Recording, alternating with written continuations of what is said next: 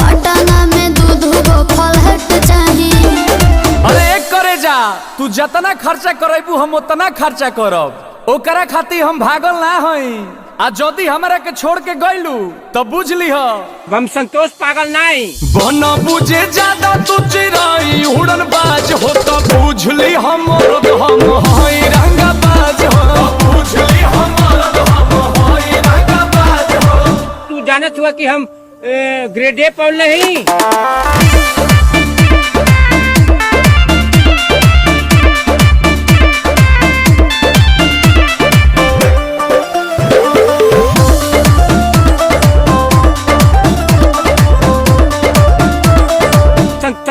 संतोष पागल नहीं। पहला बच्चर हीरो जाना के खर्चा जितना हमसे करही बेरे तोरा से बेसी हम